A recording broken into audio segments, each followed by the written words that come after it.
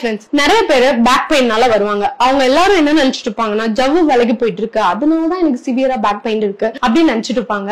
ஆனா பேக் பெயினுக்கு ஜவ்வு விலகுறது மட்டும் ரீசன் கிடையாதுங்க, நிறைய ரீசன் இருக்கு. சோ அந்த மாதிரி ஒரு பேஷண்ட் என்கிட்ட வந்தாங்க. டாக்டர், காலையில எந்திரிச்ச உடனே எனக்கு பேக்ல வந்து பெயின் ஆகுது அப்படின்னு சொல்லுவாங்க. ஆனா ஜவ்வு விலகி இருந்தா காலையில மார்னிங் மட்டும் எந்திரிச்ச உடனே இல்ல பேஷண்ட் படுத்து இருந்துட்டு எந்திரிக்கும் போது வலிக்கணுங்கிறது கிடையாது. அவங்க நடக்கும் போது, நிக்கும் போது, சம்டைம் குடைச்சல் மாதிரி பெயின், இந்த மாதிரி சிம்டம் வந்து வேரியேஷன் ஆகும். இந்த மார்னிங் மட்டும் அவருக்கு டைட்டா இருக்கிற மாதிரி இருக்கு, ஸ்டிஃபா இருக்கிற மாதிரி இருக்கு அப்படின்னு சொன்னப்போ எனக்கு டவுட் இருந்தாச்சு. ஆல்ரெடி அவங்க ஸ்கேன் எல்லாமே எடுத்துட்டு வந்திருந்தாச்சு. அதுல பெருசா வந்து டிஸ்க் எதுவும் பல்ஜ் ஆகல, ஜவ்வு எதுவும் விலகல. சோ அதனால என்ன மாதிரியான ப்ராப்ளம் இருக்குன்னு சொல்லிட்டு நம்ம ஆன் எக்ஸாமினேஷன் பண்ணும்போது அவரோட ஃபுல் ஸ்பைனல் கார்டு எல்லா இடத்துலயும் நம்ம வந்து தொட்டு தொட்டு பார்ப்போம் இல்லையா, இந்த ஃபுல் ஸ்பைனல் கார்டு அவர் வந்து பெயின் சொல்றாரு.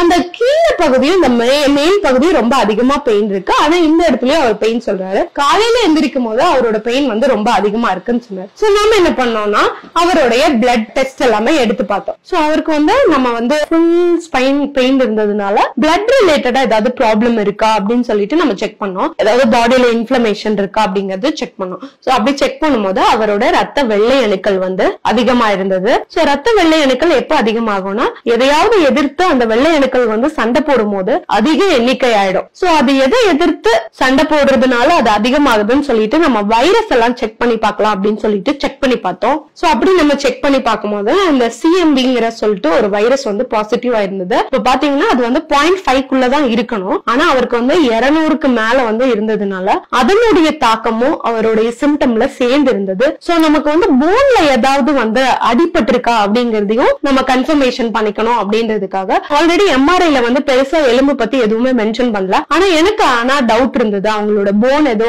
டீஜெனரேஷன் சேஞ்சஸ் அதிகமாயிட்டா வருதோ அப்படின்னு சொல்லிட்டு அதையும் நான் உங்களுக்கு இப்ப காமிக்கிறேன். சோ அதே போல பாத்தீங்கன்னா ஒரு பேஷண்ட் வந்து கீழே விழுந்துட்டாங்க அப்படின்னா அவங்களுக்கு வந்து எலும்புல வந்து டேமேஜ் ஆயிருக்கு சான்ஸ் நிறைய இருக்கு. அவங்களுக்கு வந்து டிஸ்க்ல எந்த பிரச்சனையும் இல்லாம இருக்கிறதுக்கான சான்ஸும் இருக்கு. சோ அந்த மாதிரி சில டவுட் வந்து இவரோட கண்டிஷன்லயும் எனக்கு இருந்தது. சோ அப்படி இருக்கும் போது அவர் ஆல்ரெடி வந்து MRI ஸ்கேன் எல்லாம் எடுத்துட்டு வந்திருந்தாரு. பட் ஸ்டில் அதுல வந்து எலும்பை பத்தி எதுவுமே பர்டிகுலரா மென்ஷன் பண்ணாதனால நம்ம CT போய் பார்க்கலாம் அப்படின்னு சொல்லிட்டு CT போய் பார்த்ததுல பாத்தீங்கன்னா அவருக்கு சர்வைக்கலும் எலும்பு தேய்மானம் இருக்கு. நடுவுல வந்து எலும்பு வந்து டீஜெனரேஷன் ஆயிருக்கு. அதாவது தொராசிக்ல ஜெனரலா டீஜெனரேஷன் ஆகிறதுக்கான சான்ஸ் ரொம்ப குறைவு தான். அப்படி ஆகுதுன்னா அவங்க பேஷண்ட் வந்து கீழே விழுந்திருக்காங்க. அதுவும் போன்ல இருக்கக்கூடிய நடு பகுதி எல்லாம் அஃபெக்ட் ஆயிருக்கனால கீழே விழுந்திருக்கிறதுக்கான சான்ஸ் நிறையவே இருக்கு. சோ நான் உங்களுக்கு இப்போ இமேஜஸ்ல வந்து உங்களுக்கு காமிக்கிறேன். சோ இப்ப பாத்தீங்கன்னா இதுதான் முதுகு தண்டுவடம். இது வந்து CT ஸ்கேனர். சோ இந்த தண்டுவடத்துல பாத்தீங்கன்னா நார்மலா ஒரு எலும்பு எப்படி இருக்கணும்னு சொல்லிடுறேன். இந்த மாதிரி ஸ்கொயரா கரெக்டா இருக்கணுங்க.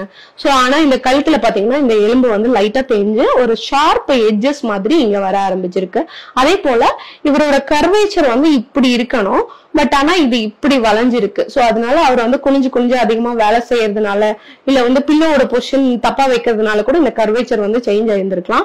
அதே போல மெயின் டவுட் என்ன அப்படின்னா நமக்கு வந்து இந்த மாதிரி ஸ்கொயரா இருக்க எலும்பு வந்து இந்த பகுதியில ஏன் இந்த சென்டரா இருக்கிறதுல குழியா விழுகுது அப்படிங்கிறது தான். சோ இந்த மாதிரி குழி விழுகுதுன்னா விழுந்து அடிப்படாம இந்த மாதிரி வரதுக்கான சான்ஸ் ரொம்ப ரொம்ப குறைவுங்க. சோ எங்கேயோ விழுந்து அடிபட்டு இருக்கிறதுனாலதான் இந்த மாதிரி ஆகுது. அதே போல இந்த கீழே எலும்புல பாத்தீங்கன்னா இந்த ஒயிட் கலரா வந்திருக்கு. இந்த மாதிரி ஒயிட் கலரா வந்துருச்சு.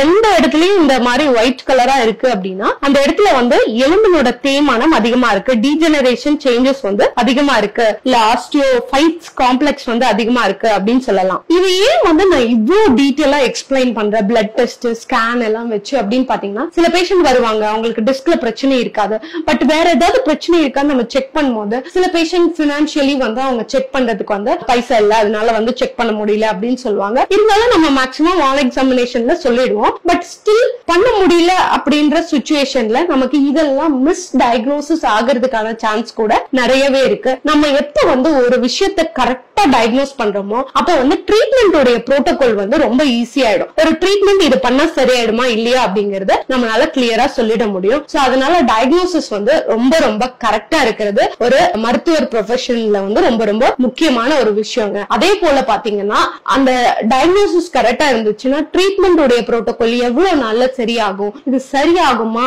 ஆகாதா, எவ்வளவு மந்த்ஸ் எடுத்துக்கலாம், இதெல்லாமே நம்ம கிளியரா பேஷண்ட் கிட்ட சொல்ல முடியும். சோ பேஷண்ட்டும் அவங்களோட லைஃப் ஸ்டைல் எல்லாம் எப்படி சேஞ்ச் பண்ணணும், இந்த விஷயத்த எல்லாமே இப்ப வைரஸை எதிர்த்து சண்டை போடணும் அப்படின்னு வச்சுக்கோங்களேன். நமக்கு வந்து நல்ல ஒரு இம்யூன் வரணும்னா என்ன மாதிரியான காய்கறிகள் எடுத்துக்கணும், பழங்கள் எடுத்துக்கணும், சப்ளிமெண்ட்ஸ் எல்லாம் எடுத்துக்கணும் அப்படிங்கறது ஒரு தெளிவான ஐடியா அவங்களுக்கும் கிடைக்கும். சோ இந்த வீடியோ ரொம்ப யூஸ்ஃபுல்லா இருந்திருக்கும்னு நினைக்கிறேன். யூஸ்ஃபுல்லா இருந்ததுன்னா எல்லாத்துக்கும் ஷேர் பண்ணுங்க. Thank you so much.